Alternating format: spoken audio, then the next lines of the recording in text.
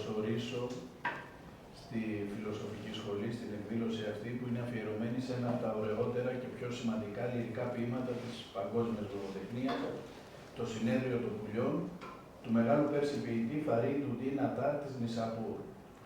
Σήμερα έχουμε την ευκαιρία, χάρη στην ιδέα και την πρωτοβουλία της αγαπητής, και θα μου επιτρέψετε και αγαπημένης συναδέλφου Ελένης Κορδίλη, ομότιμης καθηγήτριας αραβολογίας στο Πανεπιστήμιό μας, στη σχολή μας, να φιλοξενούμε μια τόσο όμορφη και ουσιαστική συνάντηση γύρω από την ποίηση, τη μετάφραση και τη βαθύτερη συμβολική διάσταση ενός κλασικού έργου. Πρωτοβουλίες όπως αυτή επιβεβαιώνουν πόσο ουσιώδες είναι για τη Φιλοσοφική Σχολή να παραμένει ανοιχτός χώρος διαλόγου, όπου διαφορετικές γλώσσες, παραδόσεις, πολιτισμοί βρίσκουν πεδίο ουσιαστικής συνάντησης. Το Συνέδριο των Πουλιών, γραμμένο το 12ο μετά Χριστό αιώνα, αφηγείται το μεγάλο ταξίδι των πουλιών με οδηγό τον Τζαλαπετινό προς την αναζήτηση του βασιλιά τους, του μυθικού τους βασιλιά. Μέσα από αυτή τη μεγάλη αλληγορική πορεία, το έργο μιλάει για την αναζήτηση ουσιαστικά της αλήθειας, της αυτογνωσίας και του θείου και γι' αυτό εξακολουθεί μέχρι σήμερα να μας συγκινεί. Είναι ένα βήμα που συνδυάζει τη λυρική δύναμη με τη σοφία, αλλά και τη γοητεία της αφήγησης με την εσωτερική αναζήτηση.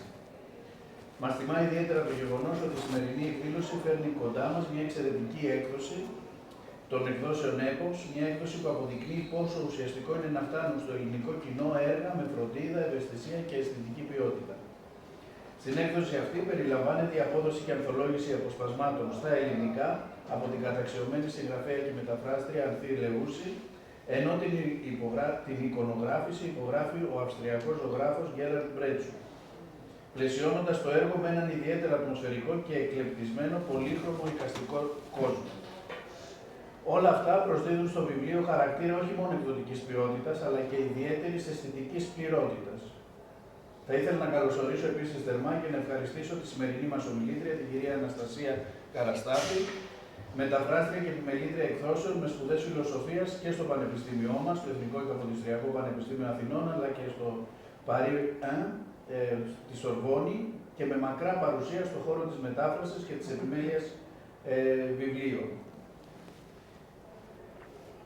Η μετάφραση ενός τέτοιου έργου και η απόδοσή του στα ελληνικά ενός τέτοιου έργου προσδίδει μια επιπλέον συμβολική σημασία στη συνάντησή μας, καθώς μας υπενθυμίζει ότι η λογοτεχνία και η ποίηση μπορούν να λειτουργούν ως γέφυρες πολιτισμού, αμοιβαίας κατανόησης και ουσιαστικής επικοινωνίας μεταξύ των λαών.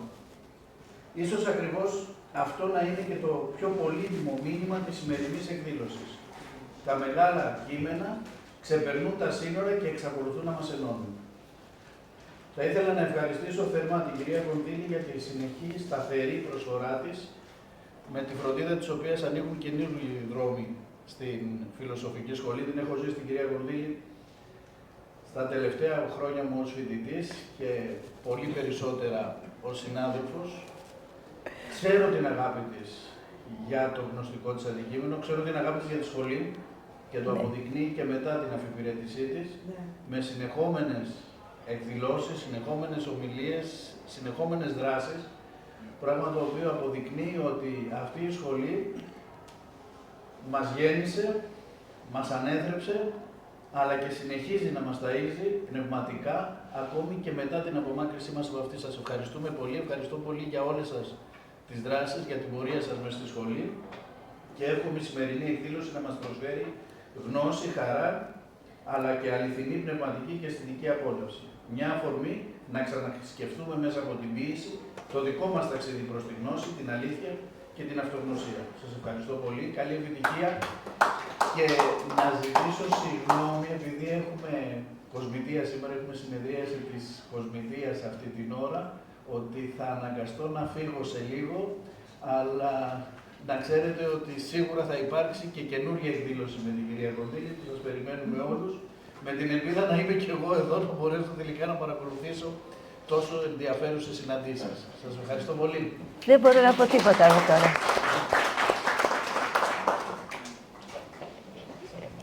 Ευχαριστίες να πω, τι να πω, έχω κατασυγκινηθεί.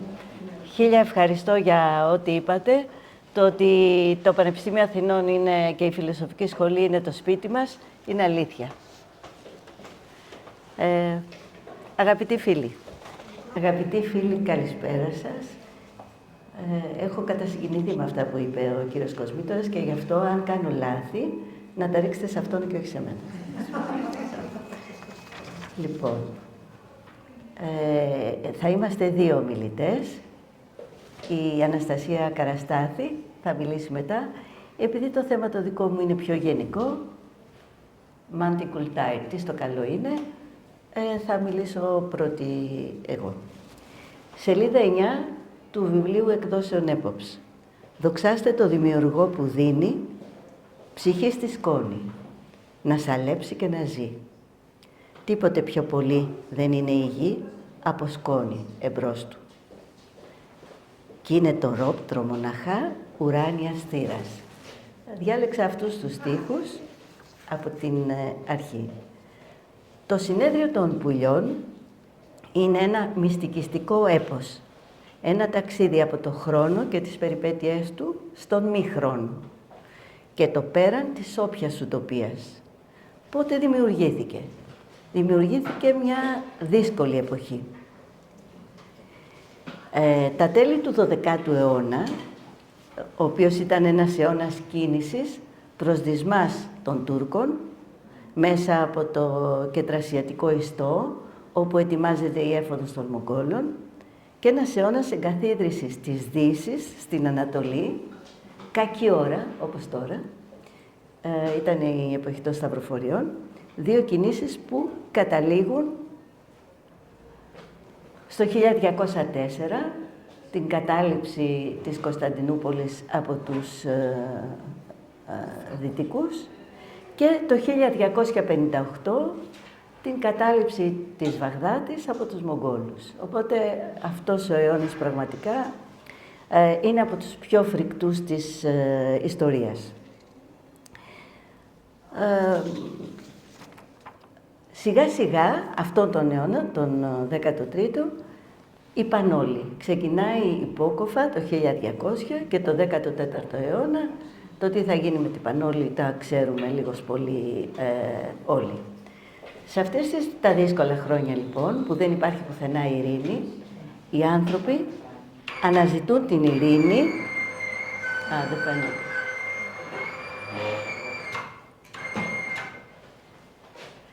Οι άνθρωποι αναζητούν την ειρήνη μέσα τους, γιατί δεν υπάρχει έξω τους. Σταδιακά λοιπόν ο 13ος και 14ος αιώνας διέπονται από μια παράλληλη ανάπτυξη δύο μυστικιστικών κινημάτων, τόσο στο Ισλάμ όσο και στο σύνορο χριστιανικό κόσμο, το Σουφισμό λοιπόν και τον Ισυχασμό. Δύο λόγια για τα δύο αυτά με χρονικό πρόσημο, οπότε έτσι πρέπει να αρχίσουμε. Ο Ισυχασμός άρχισε περίπου μεταξύ 3ου και 4ου αιώνα, βασισμένος στους μακαρισμούς, μακάρι η καθαρή την καρδία, ότι αυτοί των Θεών όψονται. Στόχος, η ησυχία, αυτή που δεν υπήρχε δηλαδή τότε, η ησυχία εσωτερική και εξωτερική, ως μέσο ένωσης με το Θεό.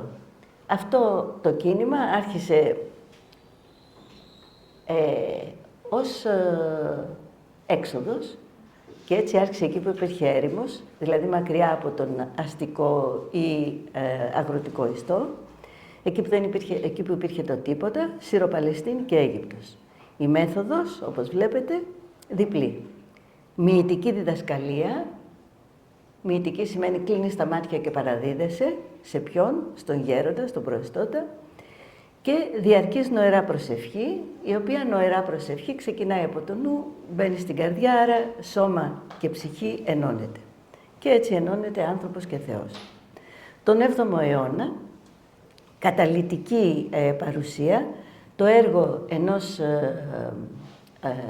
σπουδαίου βυζαντινού συγγραφέα και Αγίου της Εκκλησίας, του Ιωάννη της Κλίμακος, ο οποίος έζησε στο Σινά και ο οποίος έγραψε αυτό το βιβλίο που μεταφράστηκε άμεσα στα αραβικά, στα αιθιοπικά, στα συριακά και δεν ξέρω ποιες άλλες γλώσσες, γιατί το αγάπησε ο κόσμος, η κλίμακα των αρετών. Η κλίμακα των αρετών είναι μια σκάλα με 30 βαθμίδες. Είναι τα 30 χρόνια που έζησε ο Χριστός πριν το δημόσιο βίο του Και αυτό το βιβλίο αγαπήθηκε πολύ και μεταφράστηκε πάρα πολύ. Σας δίνω εδώ μια εικόνα, για να έχετε έτσι μια ιδέα. Ο Θεός είναι πάνω, η κλίμακα είναι αυτή, ανάμεσα υπάρχει το ανάμεσα, το οποίο δεν ξέρουμε που θα καταλήξει, αν θα καταλήξει προς τα πάνω ή αν θα καταλήξει στο στόμα της γένας του πυρός, στην κάτω μεριά. Για να δω τώρα αν θα βρω το επόμενο. Στο ίδιο δεν είμαστε. Πολύ ωραία. Γύρω στον 8ο αιώνα, αφού το Ισλάμ εμφανίζεται τον 7ο αιώνα, γύρω στον 8ο αιώνα ο Σουφισμός είναι η μυστικιστική και εσωτερική πνευματική διάσταση του Ισλάμ.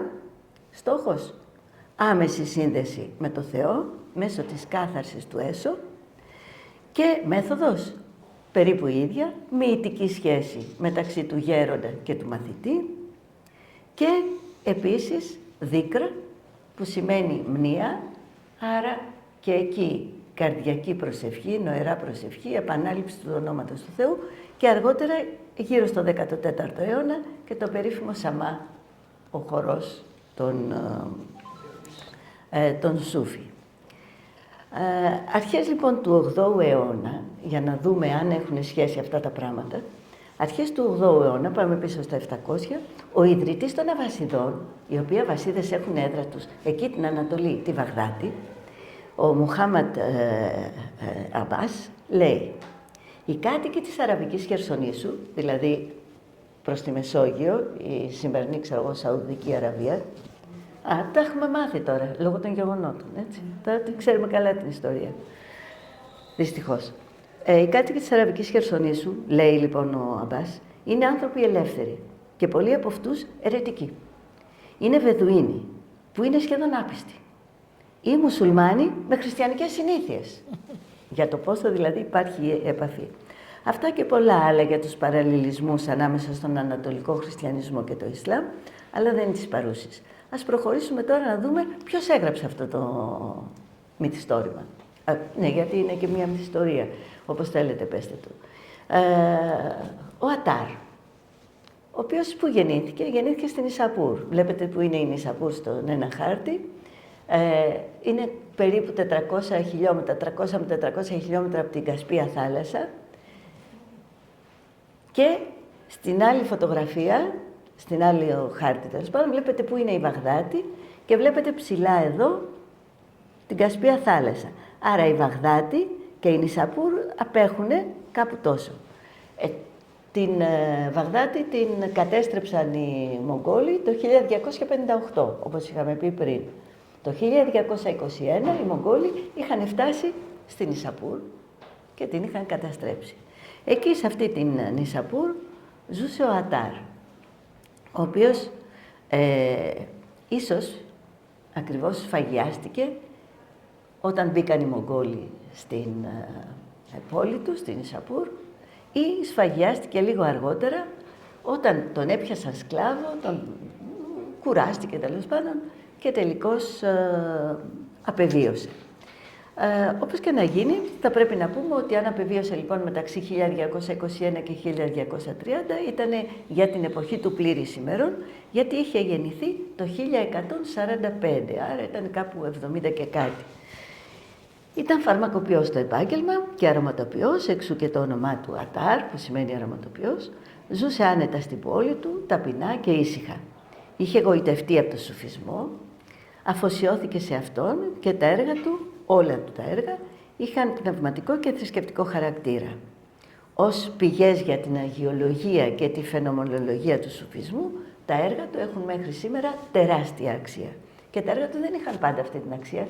Μετά τον 16ο αιώνα, μετά το 1500, έγινε ένα μεγάλο μπραφ και αυτός ο άνθρωπος έγινε τόσο γνωστός. Πριν ήταν γνωστός μόνο στους λίγους, γιατί ήταν ένας πολύ ταπεινόφρον άνθρωπος.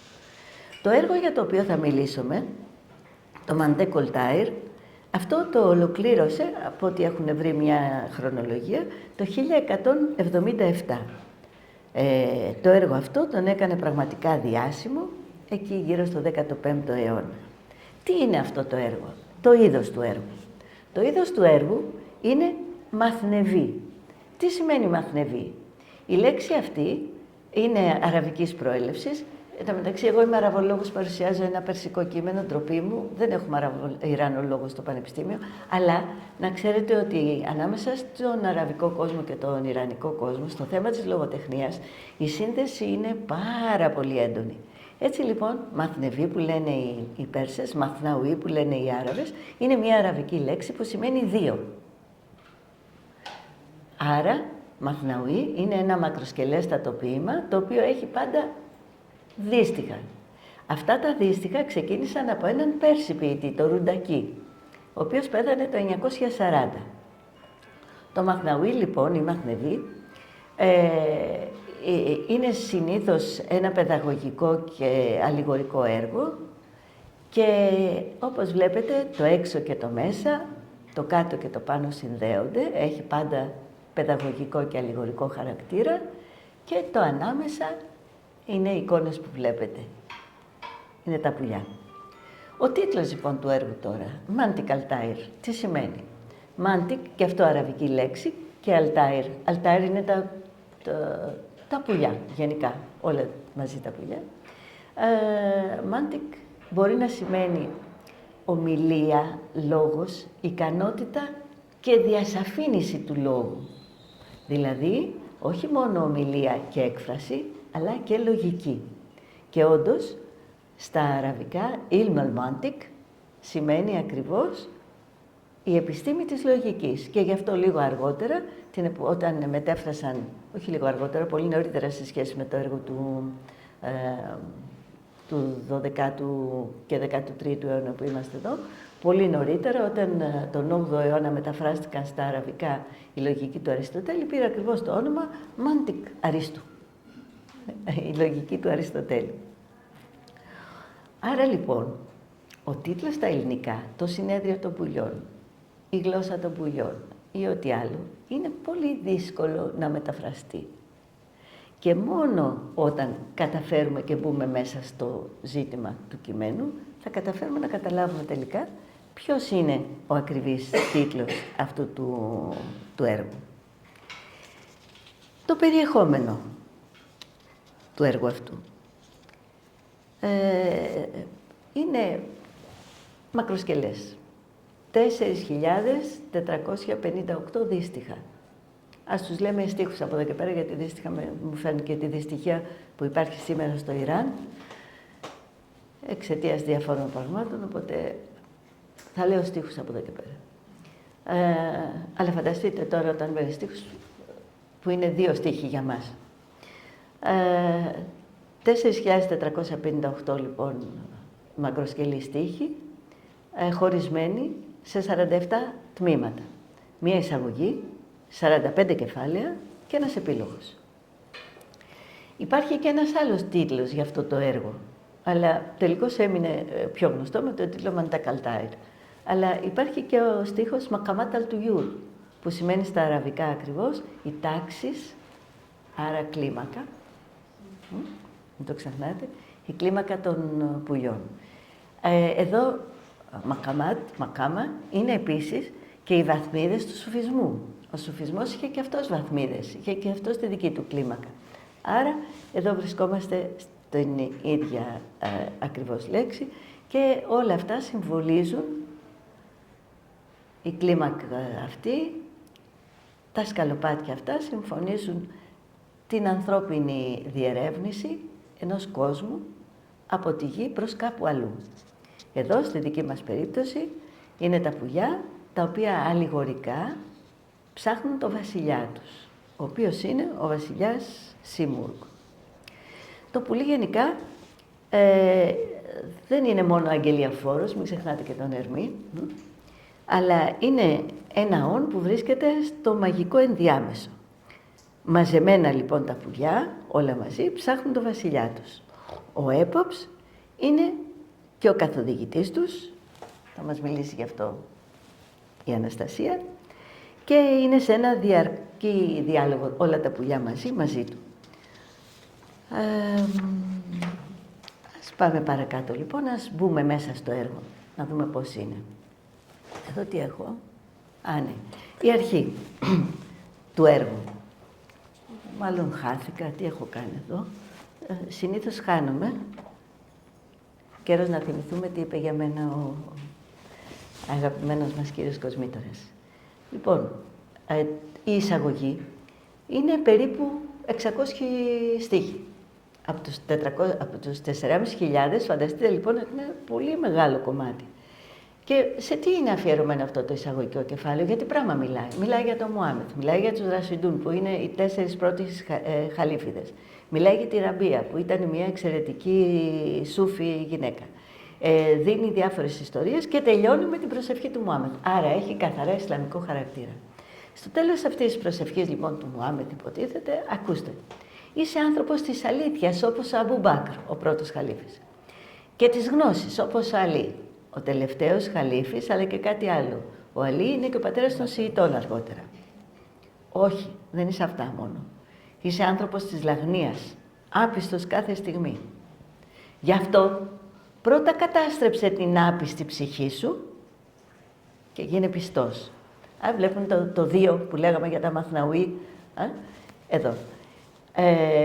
Στο φανατισμό σου σχετικά με τους πρώτους χαλίφιδες είσαι υπερβολικά παθιασμένος.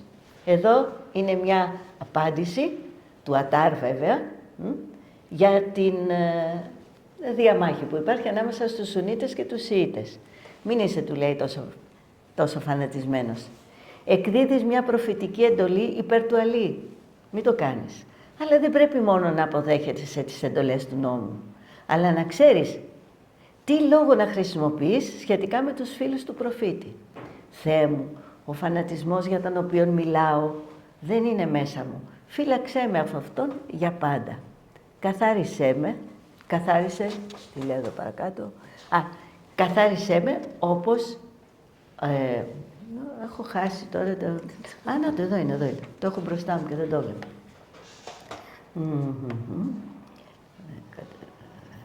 Καθάρισε την ψυχή μου από αυτόν και μην αφήσεις αυτή την αμαρτία να βρεθεί στη βίβλο των πράξεών μου. Πιστεύουν και οι χριστιανοί και οι μουσουλμάνοι ότι ανοίγει όταν κάποιος πεθάνει. Μετά από αυτό την εισαγωγή, μπαίνουμε στο πρώτο κεφάλαιο, στον έποπα. Ο έποπας είναι παρόν. Ποιος είναι αυτός? Αρχίζει λοιπόν το πρώτο κεφάλαιο. Καλώς ήρθες, έποπα, εσύ που υπηρέτησες ως οδηγός στο βασιλιά Σολομώντα. Και αυτό το αναφέρει το Κοράνι. Και γι' αυτό ο τίτλος Μαντέκολ Ταΐρ προέρχεται από το Κοράνι, γιατί εκεί αναφέρεται αυτό. Γράφει λοιπόν εκεί, εσύ που είσαι αληθινά ο αγγελιοφόρος κάθε κοιλάδας, εσύ που έφτασες στα σύνορα του βασιλείου της Σαβά, γιατί ο Σολομών πήγε και συνάντησε τη βασίλισσα του Σαβά κλπ. Ή μάλλον η βασίλισσα του Σαβά πήγε να τον συναντήσει. Εσύ που μίλησες στη γλώσσα των πουλιών, Μάντικολ Τάιρ, με τον Σολομώντα, ήσουν ο έμπιστος των μυστικών και έτσι απέκτησες ένα στέφανο δόξα στην κεφαλή σου. Και όντως, όπως βλέπετε, ο Τσαλαπετινός έχει πάντα ένα ανοιχτό στην κεφαλή του και βέβαια αυτό το πουλί δεν είναι μόνο ένα πουλί που εμφανίζεται σε αυτή την ιστορία, ένα πουλί που εμφανιζόταν από πολύ παλιά και που θα μας οδηγήσει στο Σιμούργκ, το οποίο είναι από πολύ αργότερα. Τα επόμενα κεφάλαια, μετά από το πρώτο και το δεύτερο κεφάλαιο, όπου ο Τσαλαπετινός, ο έποπας, δίνει, εμψυχώνει τα πουλιά να ξεκινήσουν για να πάνε να βρούνε το Σιμούργκ, αναφέρονται πολλά και διάφορα πουλιά όπως εδώ. Κάθε πουλί από αυτά συμβολίζει και ένα ελάττωμα ή ένα προτέρημα. Το αηδόνι είναι οι δεσμοί του έρωτα. Ο παπαγάλος αναζητάει την αθανασία αλλά δεν τη βρίσκει εύκολα. Το παγόνι συμβολίζει την ομορφιά που συνεργάζεται με τον σατανά και ούτε καθεξής. Βέβαια, αυτή η απαρίθμηση των πουλιών θα μας οδηγήσει και σε ένα άλλο αραβικό έργο που λέγεται του Τζάχης του 9ου αιώνα, που λέγεται Κιτάμπελ Χαγιαουάν. Χαγιαουάν, σας λέει τίποτα, Χαϊβάνι που λέμε εμείς. Χαγιαουάν είναι τα ζώα, η βίβλος των ζώων. Αλλά ας θυμηθούμε λίγο και τα ζώα, γιατί μέσα στη βίβλο των ζώων του Τζάχης υπάρχουν το έργο του Αριστοτέλη. Βλέπετε ότι όλα είναι κοντά μας. Μετά από αυτό Αρχίζουν οι απαντήσεις και άλλων πουλιών. Πάμε στο κεφάλαιο 14. Ο έποπας δίνει οδηγίες για την προετοιμασία ταξιδιού και λέει ότι όταν αγαπάς, δεν σκέφτεσαι τη ζωή σου, άρα πρέπει να θυσιαστείς. Άρα πάμε από τη ζωή προς κάπου αλλού. Αυτό είναι το ταξίδι. Τα πουλιά αποφασίζουν να αναζητήσουν λοιπόν το βασιλιά τους Ολυμπία και αναχωρούν, φεύγουν. Είμαστε στο κεφάλαιο 16.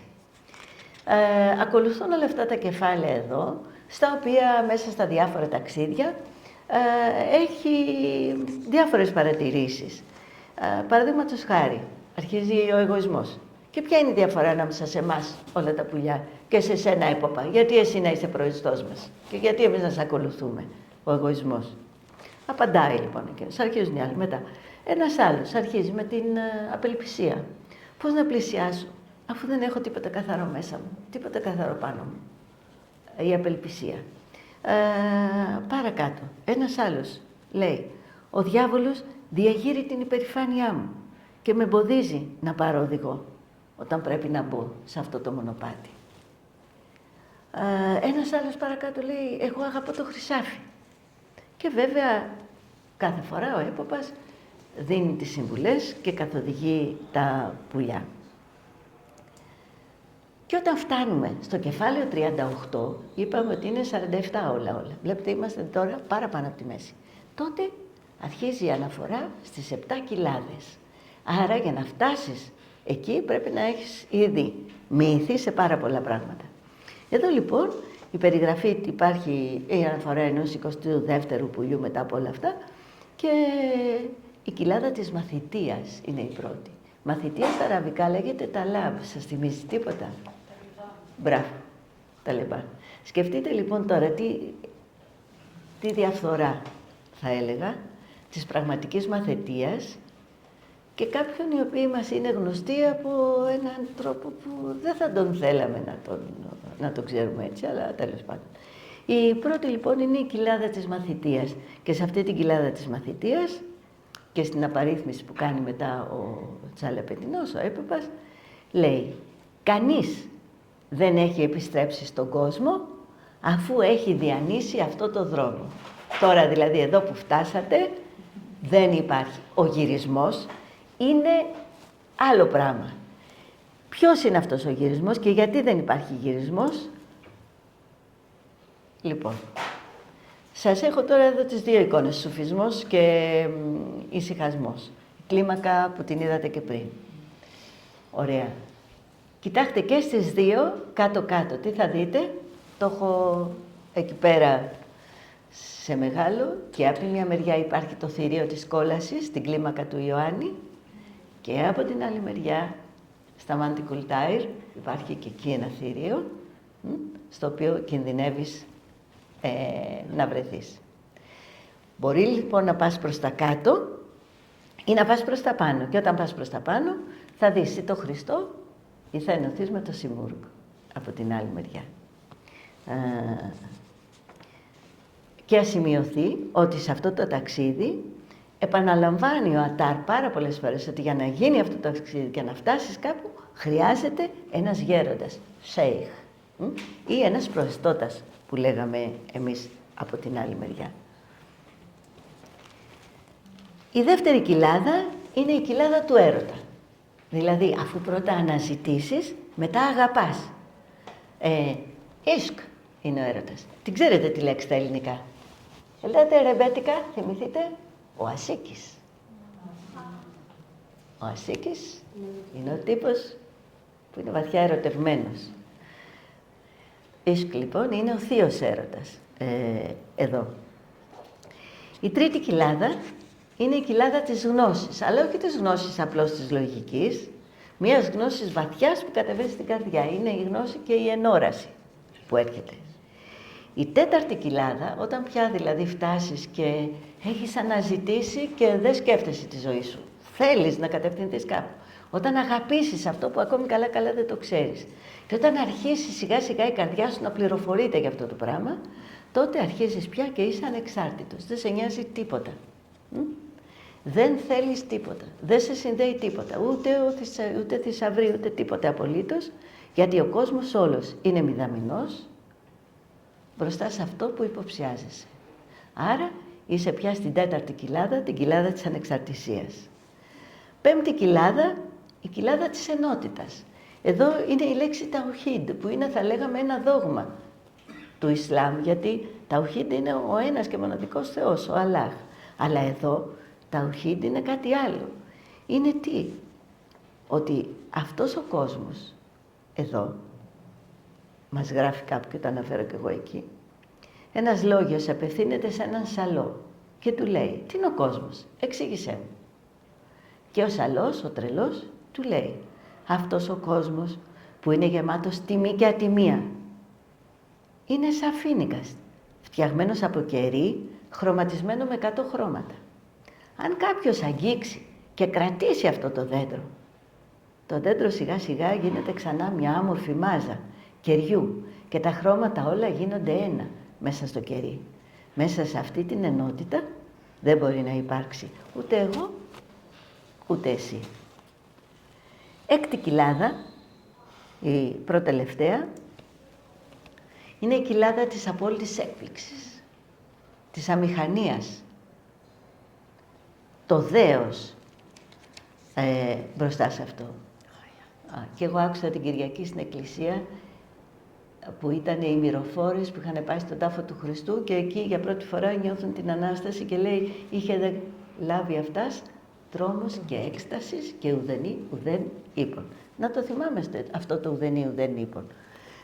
Μία λοιπόν έκσταση είναι στην 6η κοιλάδα, όπου ο καθένας που πλησιάζει εκεί είναι τόσο συγκλονισμένος από την ομορφιά και το μυστήριο αυτής της ενότητας, που ξεχνάς και ποιος είσαι και τι έχεις αναζητήσει μέχρι εκείνη την ώρα. Είμαι ερωτευμένος, λένε τα πουλιά, αλλά δεν ξέρω με ποιον.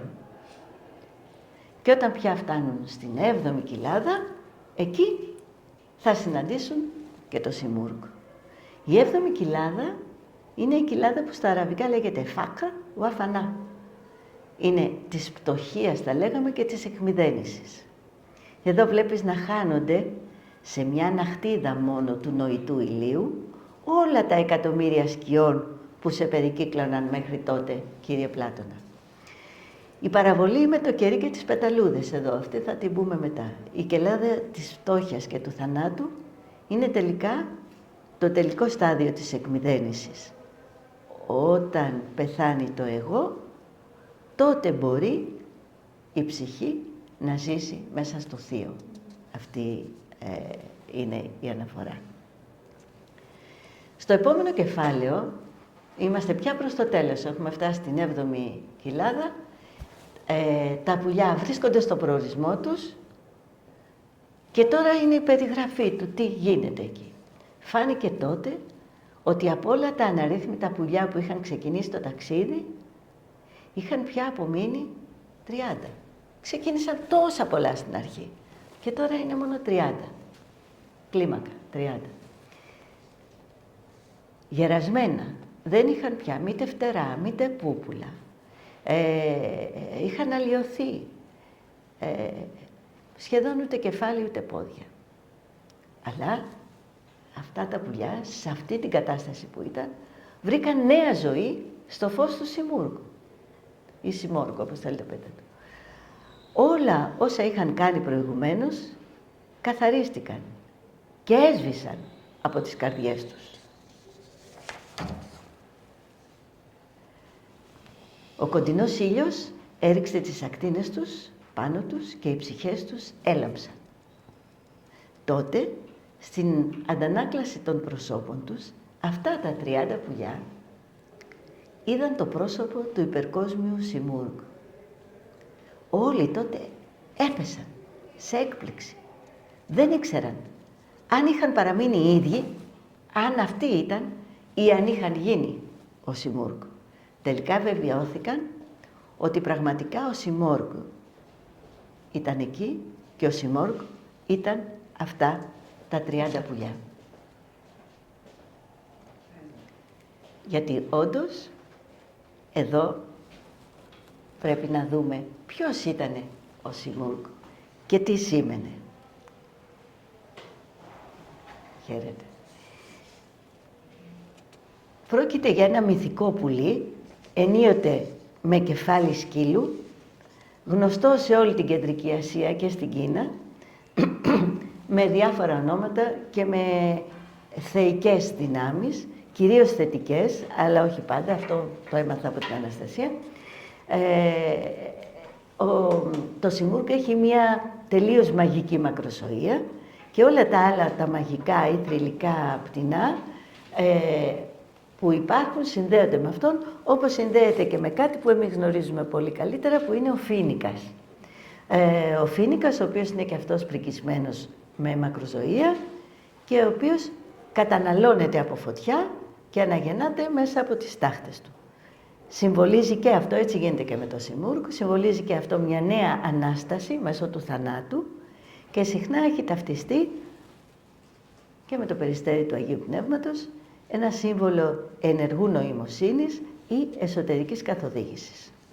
Όπως ο φοίνικας συμβολίζει λοιπόν την ψυχή ή την ουράνια οντότητα κάθε ατόμου που καταναλώνει τον εαυτό του και αναγεννάται, με τον ίδιο τρόπο ο Σιμούργκ οδηγεί την ψυχή που περιγράφει ο Ατάρ, όπου εκεί είναι το φως της αλήθειας και η εξουσία μαζί. Δηλαδή ο προεστός, το Σιμούργκ μετά, είναι τι? Είναι ένας απόλυτος συμβολισμός αυτού που είναι το σωστό και το δίκαιο. Και έτσι την ίδια εποχή που γράφτηκε το Συνέδριο των Βουλιών, ο Σαχρауάρντι, ένας πάρα πολύ σπουδαίος αραβικά έγραφε, αλλά Πέρσης ήταν ο Σαχρауάρντι, ένωνε και το φως και την εξουσία μαζί, όπως και εδώ. Και ο συμβολισμός λοιπόν αυτός ευθυγραμμίζεται με τις αφηγήσεις του Ατάρ και με τη φιλοσοφία αυτής της ίδιας εποχής που γράφτηκε εκείνη.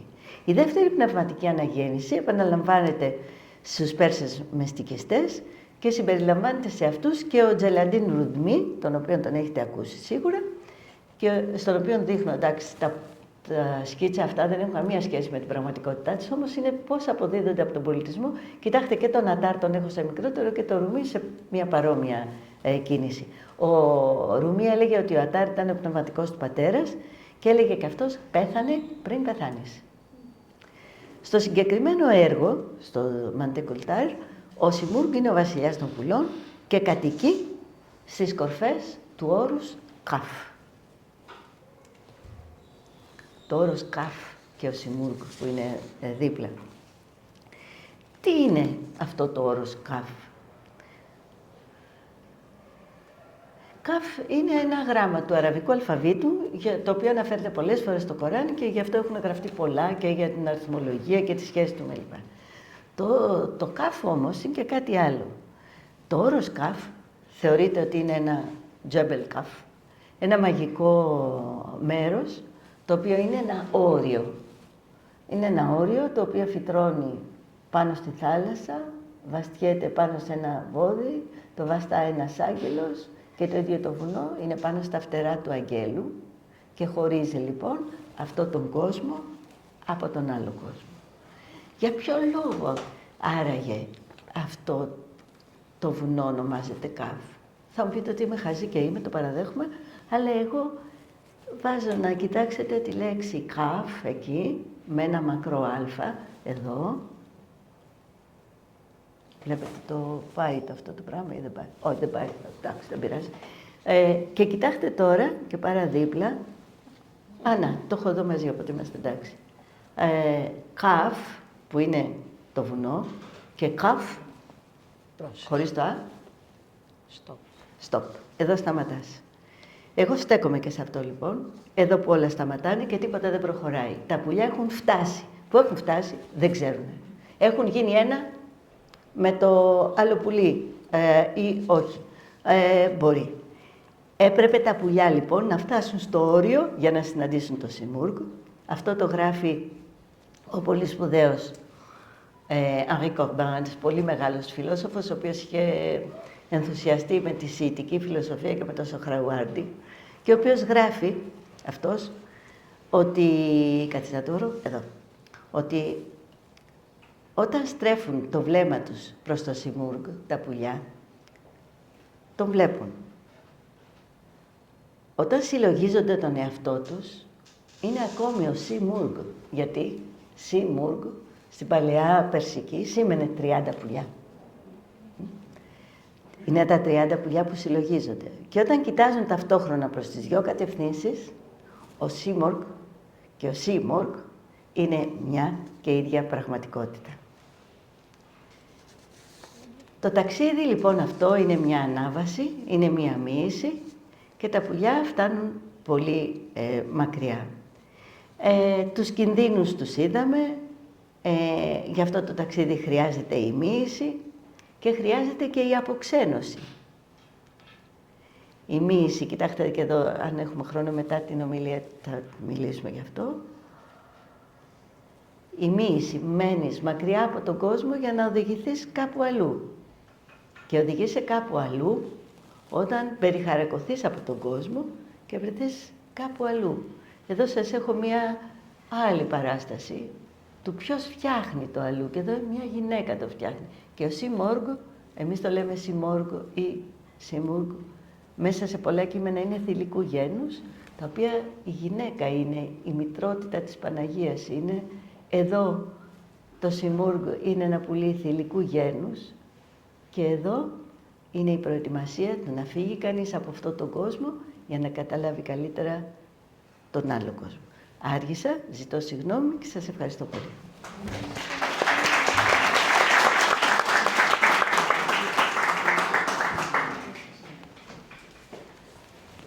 Τώρα το λόγο έχει η κυρία Καραστάθη, για την οποία μίλησε ο κύριος Κοσμήτωρας, δεν επαναλαμβάνω, και της δίνουμε το λόγο.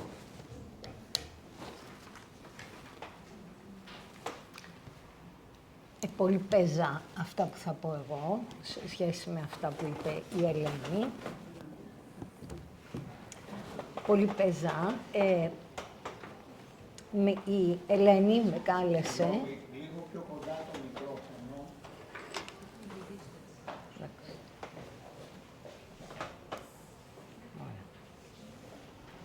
Όταν της είπα ότι μεταφράζω για τις εκδόσεις...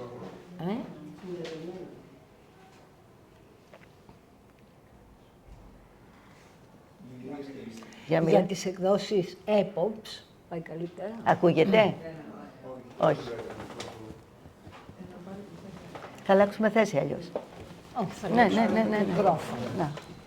Ναι.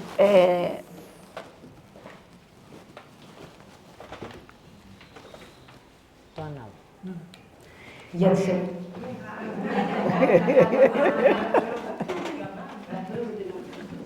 Για τις εκδόσεις EPOPS, ένα τριμερές δοκίμιο γραμμένο από δύο Ισλαμολόγους, την Εγκίν Γιαβάρη και την Όλγα Ντέιβιτσον.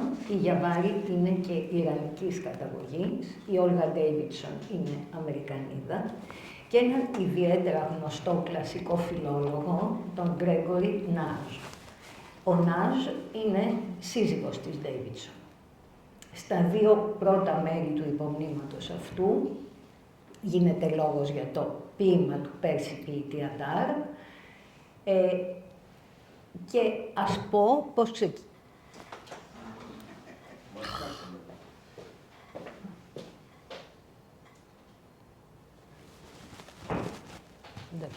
Εντάξει, όχι.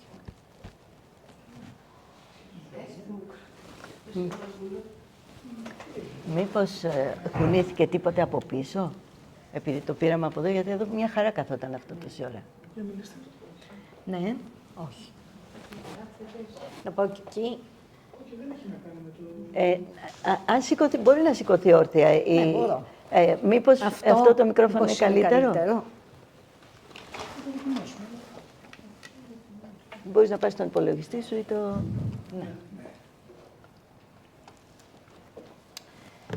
Λοιπόν,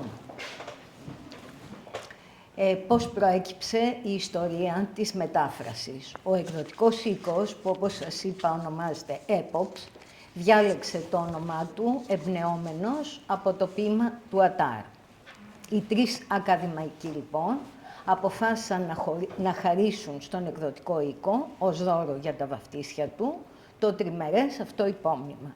Οι δύο κυρίες γράφουν για το περσικό έπος και ο Νάζ μιλάει για τον έποπα, όπως εμφανίζεται στους όρνηθες του Αριστοφάνη και όχι μόνο.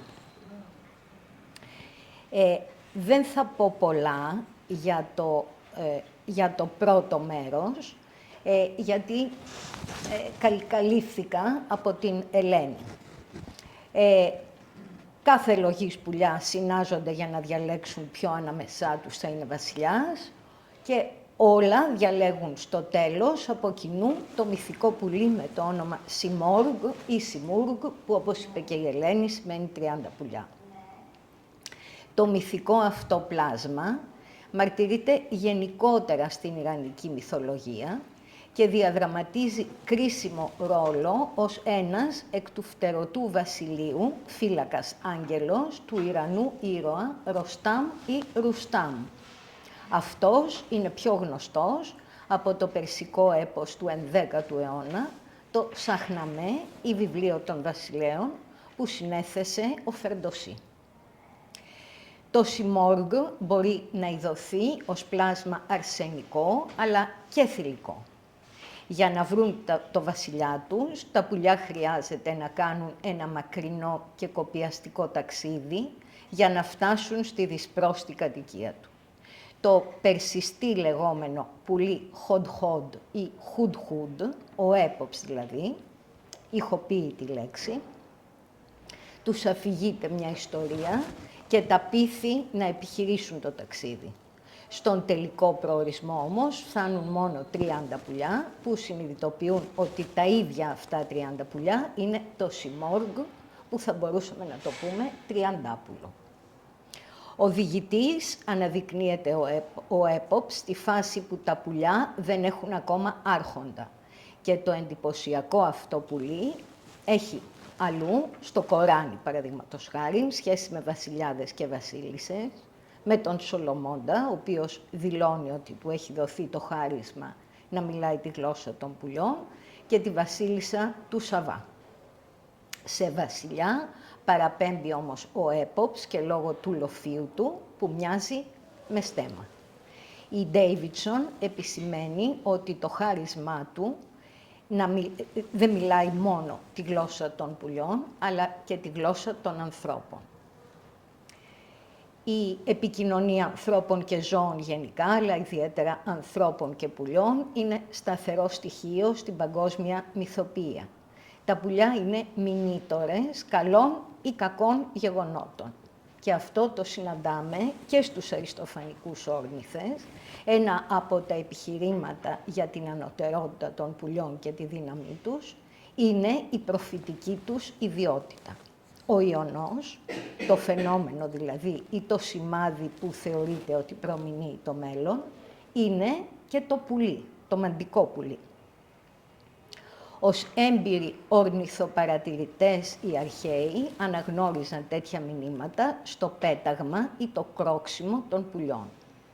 Ζώα και πιο συγκεκριμένα πουλιά μιλούν, ειδικότερα σε ένα γραμματιακό είδος που είναι ο μύθος ως αφήγηση με ηθικό δίδαγμα. Ας πούμε, η μύθη του Εσώπου. Όσο για τα πουλιά που μιλούν με ανθρώπινη λαλιά, ας αναφέρω το Δημόδες, την παραλογή του νεκρού αδελφού, όπου ο νεκρός αδελφός βγαίνει από το χώμα για να φέρει πίσω στη χαροκαμένη μάνα την ξενιτεμένη αδελφή του και όπου υπάρχει ο στίχος «Τα πουλάκια δεν κελαϊδούσαν σαν πουλιά, μήτε σαν χελιδόνια, μον κελαϊδούσαν και έλεγαν μ' ανθρώπινη λαλίτσα». Το πουλί λοιπόν χοντ-χοντ, εκτός από το ποίημα του Ατάρ ή το Σαχναμέ του Φερντοσί, εμφανίζεται και στην Αβέστα, τα ιερά βιβλία των Ζωροαστριστών, σε δύο εκδοχές. Ένα Σιμόργ κακό για το ανθρώπινο είδος, που συνδέεται με το σκοτάδι και τον θάνατο της βλάστης και των ανθρώπων, και ένα Σιμόργ καλό, που συνδέεται με το φως και τη ζωή. Και ο έποψ σε αυτή την ιστορία, στις Ισλαμικές παραδόσεις, το πτηνό χοντ-χοντ, είπαμε, ή χουντ-χουντ, μιλάει με ανθρώπινη φωνή για την κυρίαρχη εξουσία, απευθυνόμενο στους ίδιους τους ηγεμόνες, ως διπλωμάτης καθοδηγητής, εμπειρογνώμων σε θέματα κυρίαρχης εξουσίας, αλλά όχι ηγεμόνας ο ίδιος. Στο ποίημα του Ατάρ μιλάει στα πουλιά για έναν ιδανικό βασιλιά και δεν θα προχωρήσω άλλο. Το Σιμώκ λοιπόν έχει και μία πλευρά θηλυκή, εφόσον δείχνει μητρική φροντίδα για τους ήρωες και ειδικά για τον πατέρα του Ροστάμ, που τον είδαμε στο Σαχναμέ, τον Ζάλ, που βρέφος ακόμα ανατράφηκε ως νεοσός στη φωλιά του Σιμόρκ. Το μυθικό αυτό πουλί, καταλήγει η Ντέιβιτσον, ενσαρκώνει μια ιδεαλιστικής τάξεως ελπίδα για μια εξιδανικευμένη μορφή κυρίαρχης εξουσίας, όπου θολώνει η διάκριση μεταξύ αρσενικού βασιλιά και θηλυκής βασίλισσας. Για να συνοψίσω. Είναι συλλογικό το Σιμόρκ, αρσενικό μαζί και θηλυκό, κακό μαζί και καλό, εκφραστής της ιδανικής κυρίαρχης εξουσίας, και προς αυτό το οδηγεί τα άλλα πουλιά ο έποψ με την ανθρώπινη και ανθρωπινή ποιητική λαλιά. Η ιδέα λοιπόν ότι το συλλογικό αυτό χωρίς διακριτικά βιολογικά χαρακτηριστικά, που σημασία δεν έχει το φυσικό του σώμα, αλλά η ιδιότητά του να αποτελεί σώμα πολιτικό, ο Νάζ ορίζει ότι το πολιτικό σώμα είναι στη συγκεκριμένη περίπτωση το σύνολο των πουλιών, με όλο το κάλος της ποικιλομορφίας τους, και διευκρινίζει ότι χρησιμοποιεί τον όρο πολιτικό σώμα, έχοντας κατά νου την εκτενή βιβλιογραφία για την ιδέα ότι το σώμα του βασιλέως αντιπροσωπεύει τη σύμπασα κοινωνία. Το σκεπτικό αυτό μου έφερε στο νου το περίφημο βιβλίο του Ernst Kantorowicz, The King's Two Bodies, που κυκλοφόρησε βέβαια το 1957, ένα δοκίμιο μεσαιωνικής πολιτικής θεολογίας, όπως είναι ο υπότιτλός του. Κατά τον Μεσαίωνα και την πρώιμη νεότερη εποχή, οι θεολόγοι, οι ιστορικοί και οι δήμονες του κανονικού δικαίου αντιλαμβάνονταν τον βασιλέα διτό, ως σώμα θνητό, αλλά και ως θεσμό που υπερβαίνει τον χρόνο και τις γενναίες. Ο Καντόροβιτς προσπάθησε να δείξει πώς από τις χριστιανικές θρησκευτικές πεποιθήσεις αναπτύχθηκε η ιδιαίτερη ιδέα του μοναρχικού κράτους. Η αγγλική νομική θεωρία θεωρούσε το φυσικό σώμα του ηγεμόνα ως ενωμένο με ένα τέλειο, αμετάβλητο και αιώνιο σώμα ολόκληρης της πολιτείας, ιδέα που αποτελεί κατά τον Καντόροβιτς την κορύφωση των διδασκαλιών της Καθολικής Εκκλησίας σχετικά με το σώμα του Χριστού. Υπάρχουν και ένα από τα παραδείγματα που έθεσε το πρόβλημα και εξηγεί και αυτή τη διαφορά μεταξύ φυσικού και πολιτικού σώματος του βασιλιά, είναι η περίπτωση του Εδουάρδου του Έκτου, όπου όταν τέθηκε το ερώτημα αν το Δουκάτο, κάποιο περιουσιακό στοιχείο του ανήκε ως ιδιωτική περιουσία ή επειδή ανήκε στο στέμμα. Ο Εδουάρδος αυτός ήταν ένα ασθενικό παιδί που ανέβηκε στο θρόνο σε ηλικία 9 ετών και πέθανε 6 χρόνια αργότερα.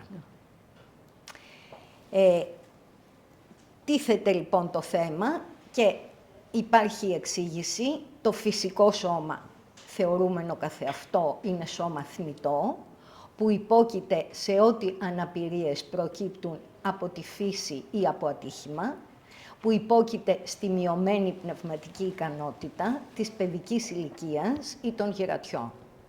Το πολιτικό σώμα όμως, ή σώμα που δεν μπορεί να το δει κανείς ούτε να το αγγίξει, αποτελείται από πολιτική πράξη και διακυβέρνηση και είναι συγκροτημένο για την καθοδήγηση του λαού και τη διαχείριση του δημόσιου συμφέροντος. αυτό το σώμα δεν επηρεάζεται καθόλου από την παιδική ηλικία, τα γυρατιά και άλλα φυσικά ελαττώματα και αδυναμίες, στο οποίο υπόκειται το φυσικό σώμα, και γι' αυτό ό,τι κάνει ο βασιλιάς ως πολιτικό σώμα δεν μπορεί να ακαιωθεί ή να ματαιωθεί από οποιαδήποτε αναπηρία στο φυσικό του σώμα.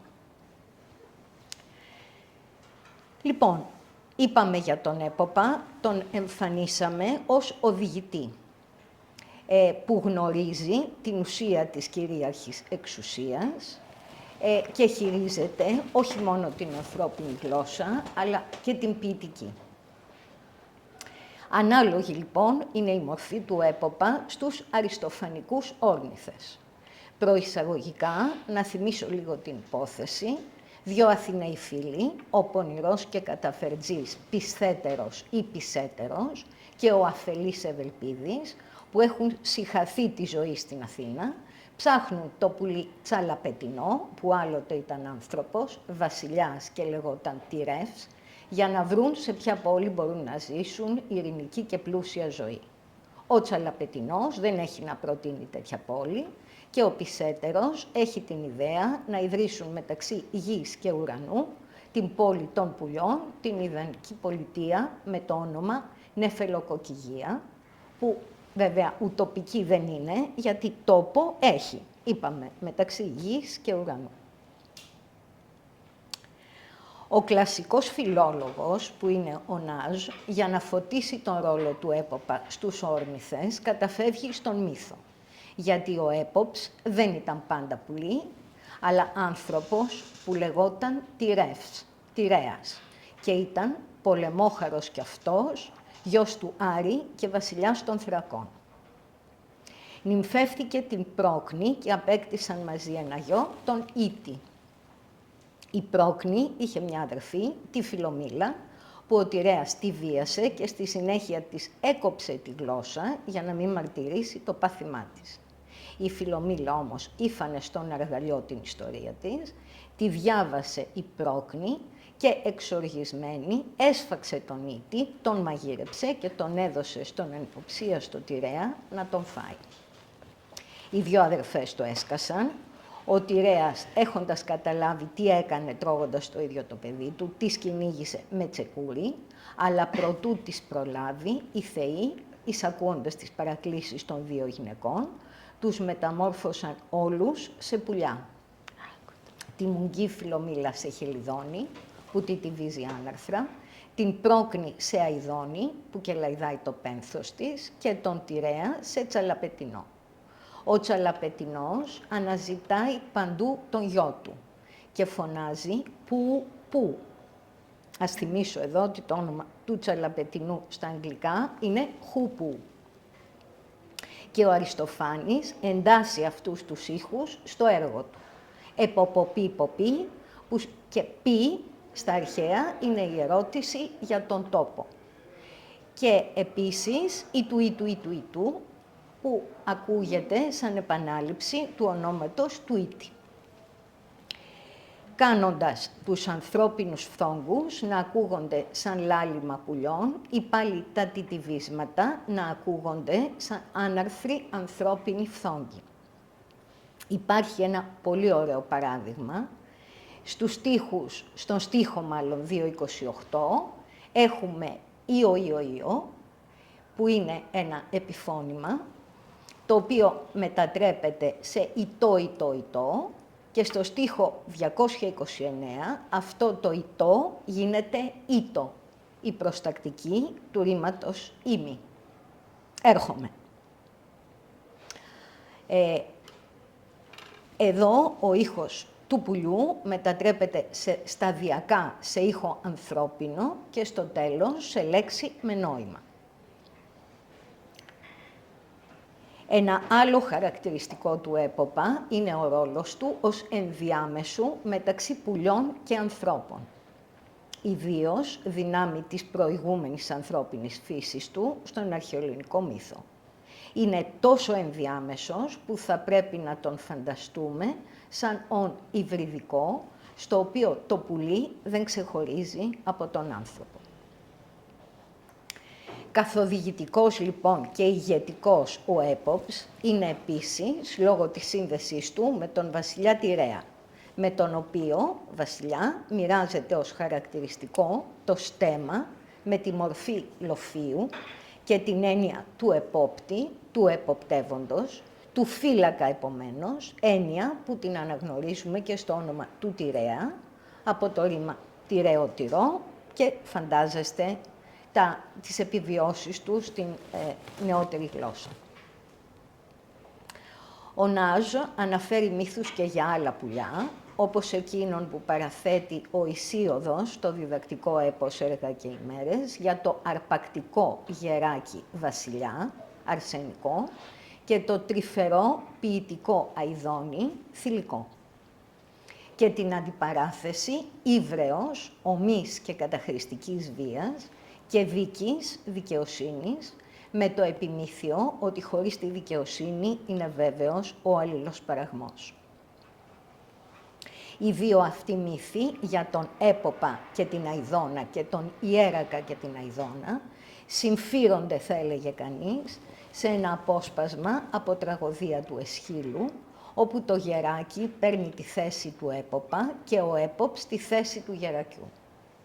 Το απόσπασμα το παραθέτει ο Αριστοτέλης στο 8ο βιβλίο της Πραγματείας του «Περί τα ζώα ιστορίε», μια πραγματεία φυσιογνωστικού περιεχομένου. Θα παραθέσω μεταφρασμένη τη μετάφραση του Νάζ, γιατί θεωρώ τα όσα λέγονται εκεί σε 10 όλους και όλους στίχους, ενδιαφέροντα τόσο ως προς το συμβολικό περιεχόμενο, όσο και ως προς τις ορνηθολογικές παρατηρήσεις. Αυτόν εδώ τον έποπα, που εποπτεύει τις δικές του συμφορές, τον έχει στολίσει με πολύχρωμα φτερά, επιθετικό, πάνωπλο, βραχοπούλι. Πουλί που η άνοιξη το δείχνει καλυμμένο με φωτερό φτέρωμα, κύρκου λευκοφτέρου. Γιατί δύο μορφές θα δείξει. Δύο μορφές που το παιδί του και ο ίδιος έχουν κοινές και προέρχονται από μία μήτρα. Έτσι, με τη νέα εποχή που οριμάζει το στάχι, τότε, για άλλη μια φορά, οι φτερούγες του θα καλυφθούν με χρωματιστές κοιλίδες και με αηδία κάθε φορά για ό,τι συνέβη εδώ, θα μετακομίζει σε άλλο μέρος, φτιάχνοντας το σπίτι του μακριά, σε έρημους δρυμούς και βράχια. Δύο ταυτότητες λοιπόν για αυτό το πουλί που μοιάζει σαν έποψ, αλλά και σαν αρπακτικό γεράκι. Και τις δύο αυτές όψεις του τις χρωστάει στον άνθρωπο που υπήρξε προτού μεταμορφωθεί σε πουλί, τον αυταρχικό βασιλιά Τηρέα που κατέληξε να φάει αθελά του τον ίδιο το γιο. Σαν έποψ όμως που εποπτεύει τα οικεία κακά, συνειδητοποιεί τι μπορεί να γεννήσει η βία και ο βιασμός, συνειδητοποιεί τον απέροντο πόνο και θρήνο που προκαλεί στον ίδιο και στους άλλους, και εμείς βλέπουμε πώς αναδιαμορφώνει η ποίηση τον μύθο, ενοφθαλμίζοντάς του τα βιώματα του ποιητή. Ο Τηρέας πάλι τρώει αλλά και γεννάει τον ίδιο του το γιο και ως προς αυτό ο Νάζ προχωρεί σε μια τολμηρή ερμηνεία για την έννοια υπό την οποία ο Τηρέας γεννάει τον γιο, βασιζόμενος στα βιολογικά χαρακτηριστικά των πτηνών, τα οποία έχουν μία και μόνη δίωδο για την αφόδευση, τη γονιμοποίηση και τη γέννηση των αυγών. Ο Τηρέας, έχοντας φάει το παιδί του, το αποβάλλει από τη μία αυτή είσοδο που ονομάζεται κλοάκι, λατινιστή κλοάκα, και πολλών λατινομαθών το μυαλό θα πάει στην κλοάκα μάξιμα, τον Μέγα Οχετό, η βόθρο της Ρώμης. Ας φύγουμε όμως από αυτά τα δύσοσμα και αηδιαστικά περιβάλλοντα και ας πούμε ότι ο έποψ στην αρχαιοελληνική μυθολογία είναι μεταμορφωμένος ως Τηρέας, που ως άνθρωπος όχι μόνο είχε διαπράξει ο ίδιος εγκλήματα, αλλά συμμετείχε άθελά του και σε έγκλημα ακόμη ιδεχθέστερο, τρώγοντας το παιδί του. Ως πουλί πια, έχοντας συνειδητοποιήσει τη φρίκη της βίας και της ανταπόδοσης της βίας, εμφανίζεται ως ενδιάμεσος και καθοδηγητής των πτηνών στους όρνηθες, όπως άλλωστε εμφανίζεται και στο συνέδριο των πουλιών, έχοντας ζήσει την αγριότητα στην ανθρώπινη ζωή του στον ελληνικό μύθο, λειτουργεί ως καθοδηγητής προς την ανάμειξη στοιχείων αντίθετων. Η όλη αυτή προβληματική με έκανε να σκεφτώ και τον πλατωνικό πολιτικό. Ένα διάλογο στον οποίο γίνεται προσπάθεια να προσδιοριστεί ο σωστός, βασιλικών τον χαρακτηρίζει ο Πλάτων, πολιτικός.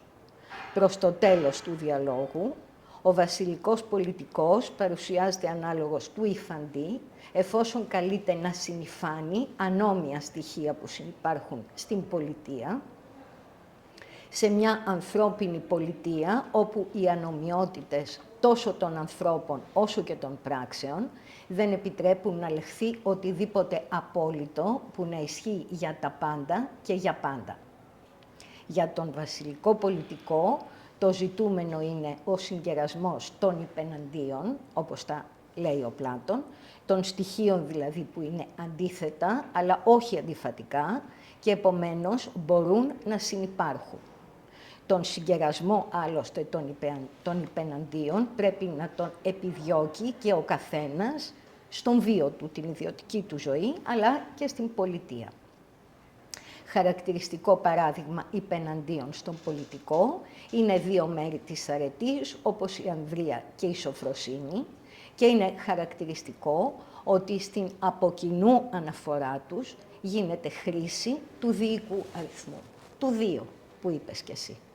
Αυτό σημαίνει ότι τα δυο τους πάνε μαζί, συνυπάρχουν και απλώς χρειάζεται να εξισορροπούνται έτσι ώστε η σοφροσύνη να μην ολισθαίνει στη μαλθακότητα και η ανδρεία να μην αποθυριώνει.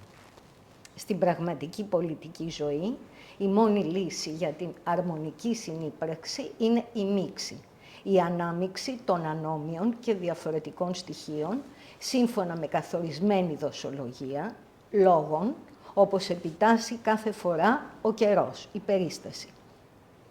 Ο λόγος, λοιπόν, είναι το κρίσιμο στοιχείο για την αρμονική ζωή, ο λόγος με όποια σημασία και αν τον εννοήσει κανείς.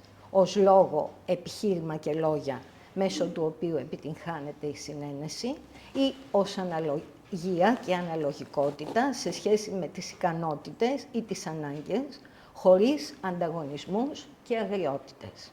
Μαντίκ, λοιπόν.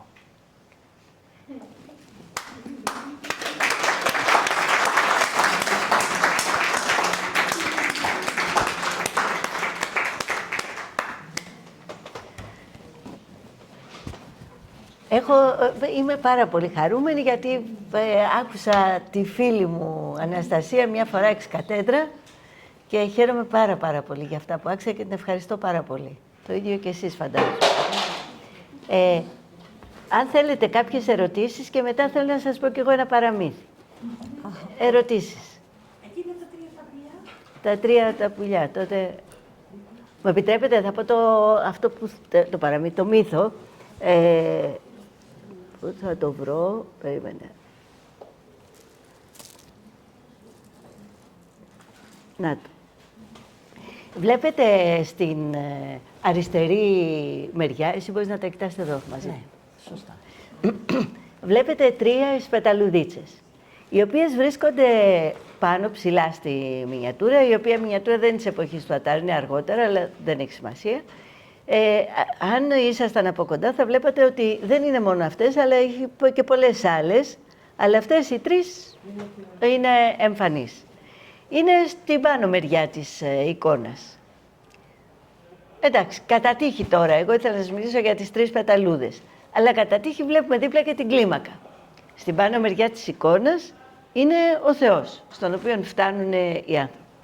Και τούτα εδώ λοιπόν, ο μύθος που θα σας πω, είναι από το πρώτο τελευταίο κεφάλαιο, το κεφάλαιο της 7ης Κοιλάδας, που είναι το πρώτο τελευταίο. Ναι, μετά είναι το κεφάλαιο «Τι λένε τα πουλιά» και μετά είναι ο επίλογος. Λέει λοιπόν ότι ήταν μαζεμένες οι πεταλούδες γύρω από την μάνα, από την αρχηγό τους, και έβλεπαν από μακριά ένα κερί, το οποίο το λάτρευαν. και ήθελαν να το πλησιάσουν. Όμως πώς? Πώς να το πλησιάσουν? Κουβέντα στην κουβέντα, κάποια από αυτά, τα πιο ενθουσιασμένα λένε εγώ θα πάω να δω τι είναι, πώς είναι και θα έρθω να σας πω. Προχωράει λοιπόν και πηγαίνει προς τα εκεί που ήταν το κερί και το βλέπει μέσα από ένα παράθυρο να είναι. Θαμπώνεται πάρα πολύ και λέει θα γυρίσω τώρα να τους το πω αυτό που είδα. Γυρνάει και του λέει η μάνα, τίποτα δεν ξέρεις. Απογοητεύτηκε και εκείνο, αλλά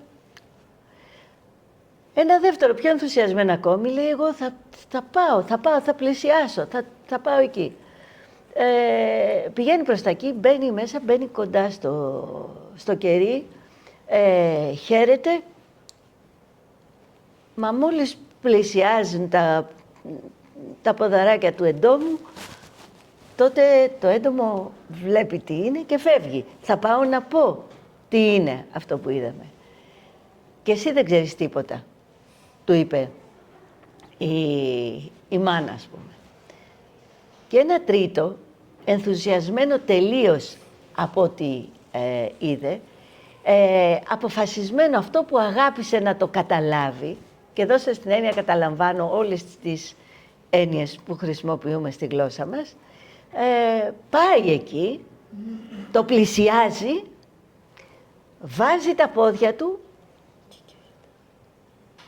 και αρχίζουν και καίγονται και βάζει και τα μπροστινά του πόδια και από μακριά η μάνα και οι άλλοι βλέπουν ότι η φλόγα του κεριού έχει γίνει πολύ μεγαλύτερη. Και λέει με ικανοποίηση η μάνα, αυτός έμαθε, έγινε ένα με το κερί. Αλλά να μεταφέρει αυτό που ξέρει πλέον δεν μπορεί. Γι' αυτό σας είπα τρόμος και έκστασης, αλλά ουδενή ουδέν ύπον. Από το Ευαγγέλιο. Είναι παρόμοιο και τούτο εδώ. Αυτός ήτανε. Και βρίσκεται, πιστεύω, ότι στη μινιατούρα αυτή, που είναι του 16ου νομίζω αιώνα, δεν θυμάμαι καλά, αλλά δεν είναι της εποχής που γράφτηκε το βιβλίο. Στη μινιατούρα αυτή βλέπουμε τις τρεις αυτές πεταλούδες, είναι προφανώς συνομήθως. Βλέπουμε την αναφορά σε ένα από τα τελευταία κεφάλαια και είναι πάνω-πάνω λοιπόν. Και ίσως μπορούμε να δούμε και το συμβολισμό που έχει από κάποιον ο οποίος δεν είναι μόνο μουσουλμάνος, αλλά μπορεί να είναι χριστιανός. Και είναι τόσο... Αυτό ήθελα να σας πω για το μύθο, έτσι, εν ολίγης. Ορίστε. Γεωγραφικά, πού τοποθετείται αυτός ο μύθος ή αυτή η αναφορά, γεωγραφικά? Μιλάτε για το πού έγινε... Πού τοποθετείται, πού βρίσκονται αυτά, δηλαδή, πού βρεθήκαν? Ναι. Πολύ ωραία ερώτηση. Γιατί είναι δύσκολη η απάντηση για μένα. Γι' αυτό σκέφτομαι ότι είναι πολύ ωραία ερώτηση. Δεν ξέρουμε ακριβώς. Ξέρουμε όμως ότι κατευθύνονται προς το βουνό Καφ. Το οποίο βουνό Καφ θεωρείται ότι είναι το όριο του κόσμου και εκεί στο όριο του κόσμου βλέπουν και συναντάνε το Σιμούργκ. Άρα είναι σε ένα συμβολικό τόπο, αλλά το που εξελίσσεται πραγματικά γεωγραφικά εδώ δεν το γνωρίζουμε. Αλλά το όριο του κόσμου υποτίθεται ότι είναι αυτό που είδαμε λίγο πριν.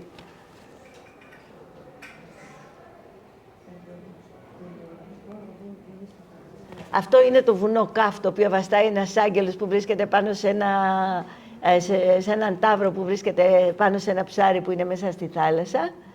Και εδώ στην αριστερή μινιατούρα το βουνό Καφ είναι αυτό που φαίνεται εδώ που είναι σαν θάλασσα, έχει τα χρώματα της θαλάσσης. Σε αυτή τη μεριά.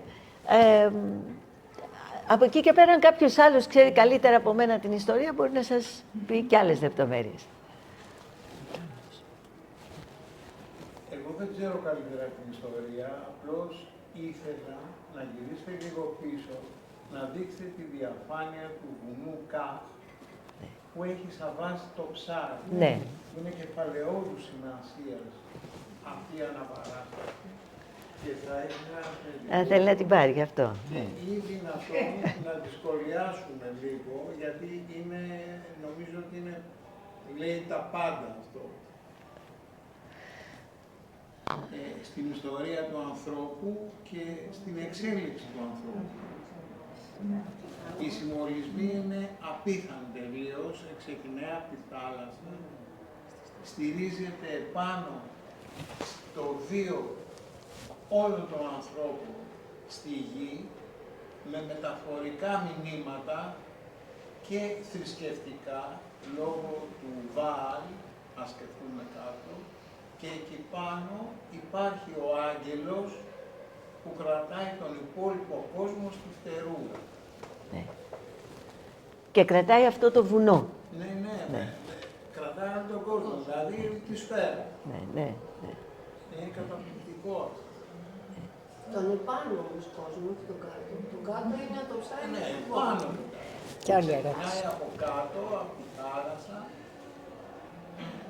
έρχεται στη γη που διαβιούμε, με τα φιδάκια εκεί πέρα, και επάνω κρατιέται στις φτερούγες ο υπόλοιπος κόσμος, όλη η σφαίρα, ο πλανήτης. Σε συνέχεια αυτό που είπε ο κύριος, δεν ξέρω αν αυτό συνδέεται ή έχει εντοπιστεί ότι συνδέεται και το αφήνει του Άτλαντα, αλλά αυτή δεν είναι η ερώτηση που ήθελα να κάνω. Ήθελα να ρωτήσω κάτι για το πολιτικό σώμα που αναφέρατε. Εγώ κατάλαβα ότι στις ερμηνείες που παρέθεσε η κυρία Καραστάθη υπήρχε μία έμφαση, μία υπογράμμιση του ζητήματος της αρχηγίας, της πολιτικής πράξης, όπως είπατε μια στιγμή. Θέλω να ρωτήσω αν στο περσικό ποίημα, που είναι τόσο, εγώ το είδα ως ένα θεολογικό ποίημα, αν και εκεί παρόλα αυτά υπάρχει αυτή η διάσταση της πολιτικής πράξης. Να πω εγώ. Ναι. Η αλήθεια είναι ότι καταρχάς η ιδέα μου ήρθε από το γεγονός ότι τα 30 αυτά πουλιά, όπου είναι σε αναζήτηση της κυρίαρχης εξουσίας, στην ουσία τα ίδια αυτά είναι το πουλί το οποίο τα περιλαμβάνει όλα. Υπάρχει, τώρα πηγαίνω και λίγο πιο μακριά, υπάρχει μία παράσταση του Λεβιάθαν, του φοβερού αυτού τέρατος, που ο Χόμπς το έχει ως το κράτος, ας πούμε, και την εξουσία. Η παράσταση, λοιπόν, αυτού του τέρατος, ας μην το πω και εντελώς τέρας, είναι ένα ανθρωποειδές που όλο του, στη ζωγραφική, όλο του το σώμα έχει κεφαλάκια ανθρώπων.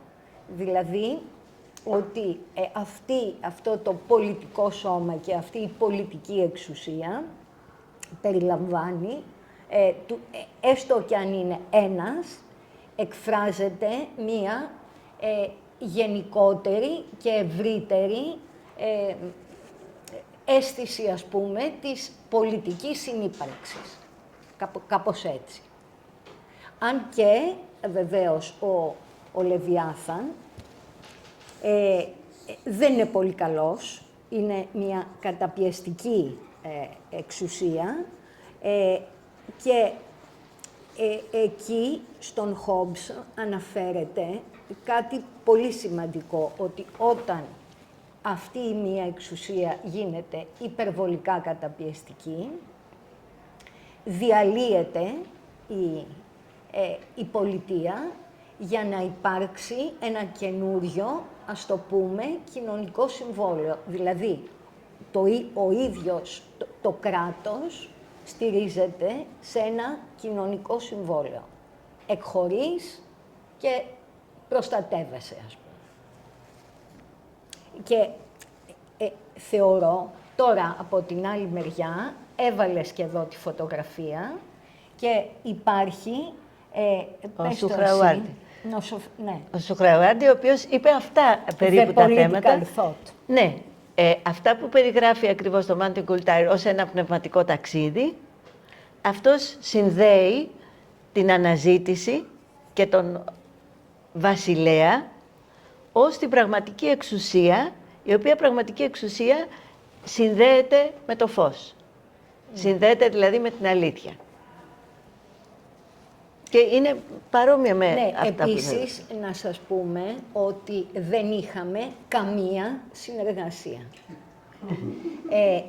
Αυτά λοιπόν, τα κοινά πράγματα που προέκυψαν ανεξάρτητα. Δεν είχαμε συνεργασία. Όχι, όχι, όχι. Κυρία, ναι, μισό λεπτό γιατί η κυρία προηγείται. Μιλάμε για πολιτική εξουσία. Οι εργαζόμενοι ποιοι είναι? Πώς? Οι ίδιοι, αυτό θέλει να πει, ότι δεν υπάρχει, αυτή είναι η έννοια, ότι δεν υπάρχει εξουσία ή με την έννοια ότι αυτεξουσία. Δηλαδή, αυτό είναι το μήνυμα. Επίσης, να πω και κάτι άλλο. Και η συλλογικότητα. Η συλλογικότητα. Ότι δεν εμφανίζεται ποτέ το Σιμούργκ σε ένα πουλί. Ότι ο Καντόροβιτς έχει μελετήσει το θέμα της εξουσίας, δεν το έχω ψάξει, απλώς σαν πληροφορία, σε πολλούς πολιτισμούς. Ενδέχεται και στο Ισλάμ. Υπάρχει ακόμα ένα στοιχείο που μπορεί να είναι βοηθητικό γι' αυτό, ότι είχε έναν εξάδελφο, ο Καντόροβιτς ήταν εβραϊκής καταγωγής, Γερμανό, σε αυτές τις ασαφείς περιοχές, και ο ξάδελφος του αυτός, από Εβραίος, έγινε μουσουλμάνος. Είναι η περίφημη αυτή που στην Οθωμανική Αυτοκρατορία ήταν γνωστή ως Ντον Μέδες. Ναι. Κυρία μου. Και μετά ο κύριος. Ναι. Στην ιστορία των πουλιών δεν ανεβήκανε στον πώς το λένε, το όνομα Σιμόργκ. Όλα τα πουλιά. Ένα Όχι. μικρό ποσοστό. Ακριβώς. Αυτό, κατά τη γνώμη μου, οδηγεί στην ενότητα της μονάδας και στην πνευματική άφηξη στην τελειότητα, που σημαίνει μονάδα. Ενώ οι αρχαίοι Έλληνες και οι Ζωροάστρες που είπατε διχάζουν ότι δεν γίνεται, θα υπάρξει ένα πουλί καλό και ένα πουλί κακό. Και στην αρχαία Ελλάδα με την πολιτική, ότι δεν μπορεί να καλύψει τους 30, δεν μπορεί να τους καλύψει. Άρα, απλώς πέσανε, κάνει συγκερασμό. Δηλαδή, υπάρχει το 2, αλλά η προσπάθεια είναι να γίνει το 1. Όχι ο 1 με την έννοια της ομοιογένειας, να κρατηθούν οι ιδιαιτερότητες μέσα σε μία ενότητα. και αυτό είναι και η αλήθεια. Ναι, Αυτό. να πω ένα παραμύθι. Για σας. Για πες. Διπλό θα σας το πω. Πώς το είπε ο Ατάρ το 12ο αιώνα και πώς θα το πει ο Ρουμί, το πνευματικό του παιδί, έναν αιώνα αργότερα. Από πού να αρχίσω, από τον Ρουμί ή από τον Ατάρ? Τον Ατάρ. Από τον Ατάρ. Λοιπόν, στον Ατάρ λέει ότι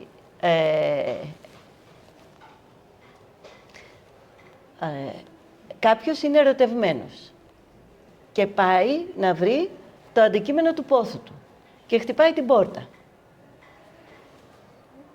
Και η αγαπημένη του δεν του ανοίγει. Και εκείνος της λέει εγώ είμαι και αυτή δεν του ανοίγει. Και μετά επιστρέφει. Και πάλι δεν του ανοίγει. Ποιος είσαι, τον ρωτάει. Εγώ, απαντάει. Δεν του ανοίγει. Και όταν έρχεται τελευταία φορά, από αυτές, τέλος πάντων, φτάνει εκεί, λέει ποιος είσαι. Και λέει είμαι εσύ. Και τότε η πόρτα ανοίγει. Δηλαδή ότι υπάρχει ταύτιση εκεί. Τώρα θα σας πω τον ίδιο μύθο, το πώς τον είπε ο Ρουμί. Το πνευματικό παιδί πάει να βρει το πνευματικό του πατέρα, τον προεστώτα, ας πούμε, τον σέιχ, ό,τι θέλετε πέστε. Του χτυπάει την πόρτα. Ποιος είσαι? Είμαι εγώ, λέει απ' έξω. Φύγε, δεν έχει τόπος για σένα εδώ. Φεύγει, έρχεται μετά από μήνες. Ποιος είσαι? Εγώ. Φύγε, δεν υπάρχει τόπος για σένα. Και επιστρέφει τρίτη φορά. Ξέρετε την απάντηση? Εσύ. Ποιος είσαι, εσύ, και ανοίγει η πόρτα. Δηλαδή, ο Ατάρ ερωτικά, ο Ρουμί πιο σαφέστατα, ας πούμε, ξέρω εγώ, σουφικά, λένε το ίδιο πράγμα. Αυτό που είναι της κοιλάδας του Ταουχή, της ενότητας, όπου όλα από μακριά φαίνονται πολλά και διάφορα. Όπως το κερί που έλεγε, είπε ο Σούφι, ρώτησε τον τρελό, τι είναι ο κόσμος, και του είπε, είναι σαν ένας φοίνικας φτιαγμένος από κερί. Άμα πας από κοντά και τον πιάσεις, θα λιώσει. Τα χρώματα και το κερί θα γίνουν ένα. Έτσι είναι και δεν θα υπάρχει ούτε εγώ, ούτε εσύ. Θα είναι όλα ενωμένα. Και πάνω στις 3 πεταλουδίτσες που πετάξανε.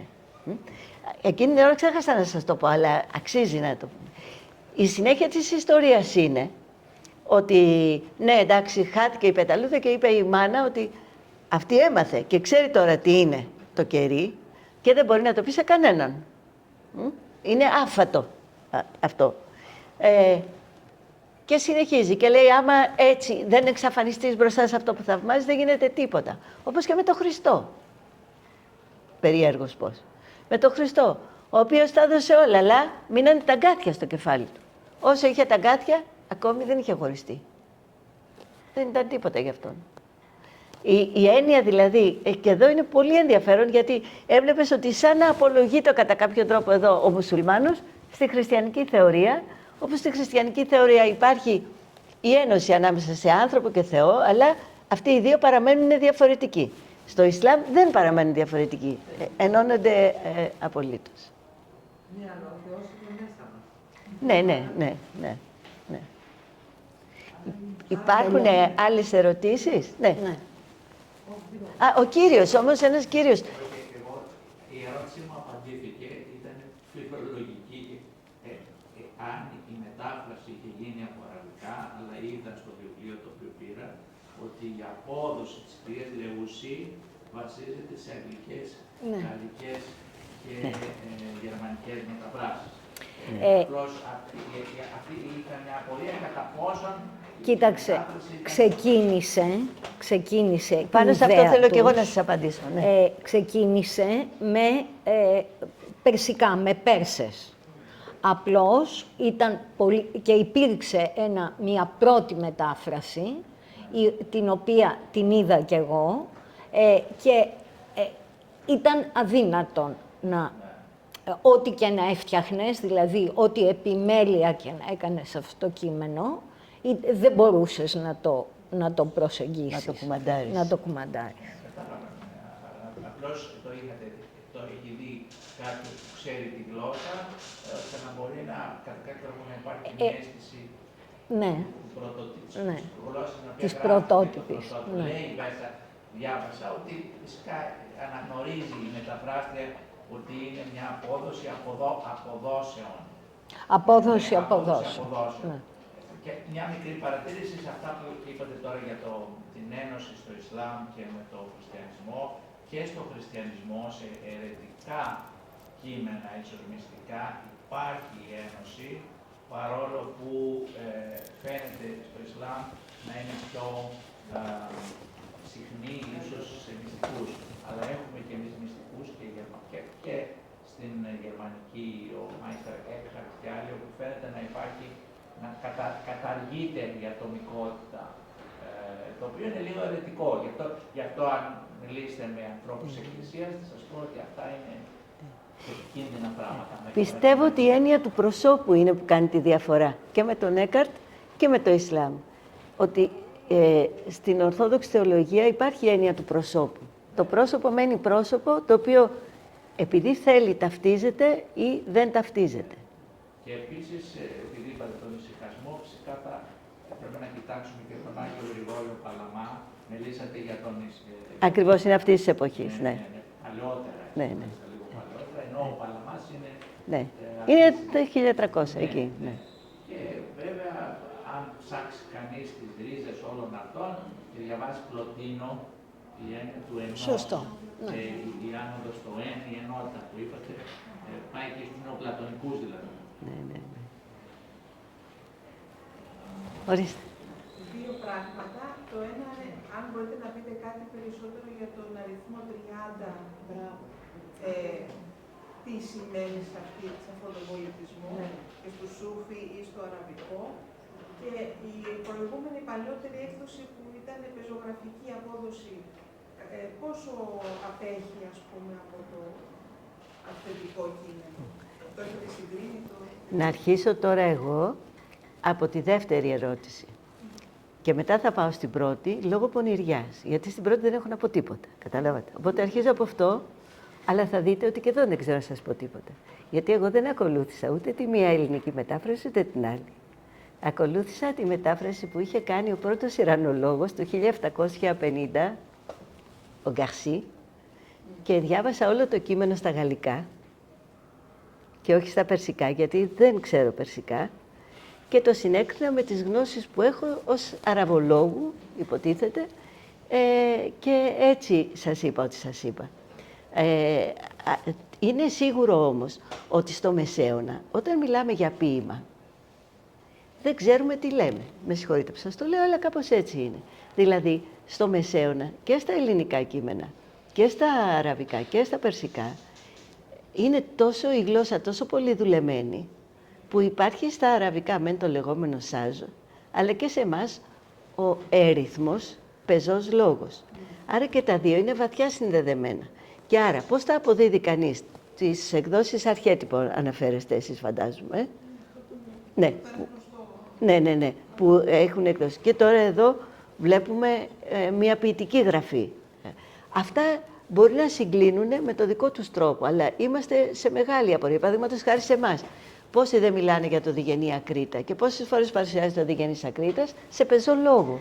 Αλλά ήταν ποίημα τότε. Αλλά το τότε και το... Δηλαδή είναι αυτό. Τώρα σχετικά με το 30 και την αριθμολογία, θα έπρεπε να τύχετε σε έναν άνθρωπο που τα ξέρει αυτά. Και εγώ δηλώνω άγνοια. Δεν ξέρω τίποτα. Αλλά αναφερθήκατε στις 30 σκαλοπάτια της Ναι. Γιατί είναι τα χρόνια... Αλλά είναι κάτι πολύ απλό αυτό που λέω εγώ, δεν το ξέρω. Και επίσης υπάρχουν και τα 30 πολιά που είναι τα Σιμούργκ από την άλλη μεριά, που συμπίπτει και είναι το ίδιο. Αλλά πιστεύω ότι κάποιος που ασχολείται με αυτά ή με αριθμολογία θα μπορούσε να σας πει 1002 άλλα, τα οποία είναι πολύ μακριά από τη δική μου σκέψη. Και έτσι δυστυχώς... Όσο πιο απλά το προσέχοντα στην αλήθεια. Δεν ξέρω να σας πω τίποτα. Γιατί αριθμολόγοι το πάνε πολύ μακριά. Υπάρχει κάποια άλλη ερώτηση? Εγώ δεν έχω ερώτηση.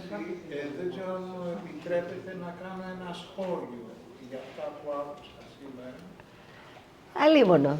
Χάρη σε εσάς ήρθα εδώ και δεν θα το επιτρέπουμε αυτό. Γίνεται.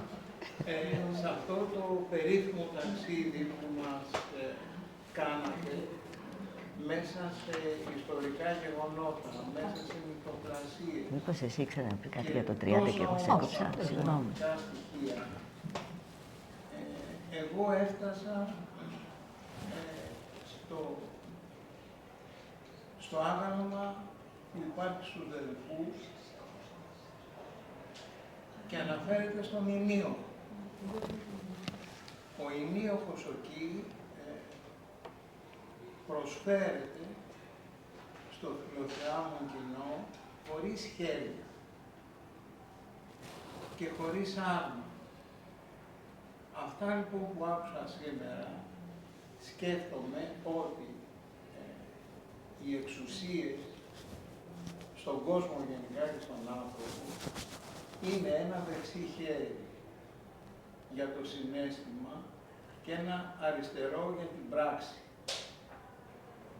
Εάν αυτά μέσα στη ζωή δεν συνυπάρχουν ισότιμα, κάπου γέρνει το άλλο. Βέβαια γέρνει για να στρίψει. Είναι στον ανθρώπινο εγκέφαλο και στο νου ότι όταν είναι να στρίψουμε, έτσι χρησιμοποιούμε το ένα από τα δύο. Για να επαναφέρουμε όμως το άρμα στην ευθεία, χρειάζεται ισότιμα και τα δύο κομμάτια να αλληλοβοηθούνται. Αυτό ήθελα να πω. Άρα υπάρχει, ας πούμε, και με αυτά που είδαμε, αλλά και με το περίφημο αυτό άγαλμα που ίσως μας άφησαν, για να έχουμε πάντοτε στο κεφάλι μας ότι εάν δεν έχουμε σύμπραξη συναισθήματος και πράξης, κάπου το καράβι δεν πάει σωστά. Αυτά. Ευχαριστούμε πολύ. Έχουμε κάποια άλλη ερώτηση? Αν όχι, να σας ευχαριστήσουμε και εμείς που είμαστε εδώ. Να ευχαριστήσω πολύ τη φίλη μου την Αναστασία. Και εγώ τη φίλη μου την Και όλους εσάς που είσαστε εδώ. Να είστε καλά. Ευχαριστούμε πολύ.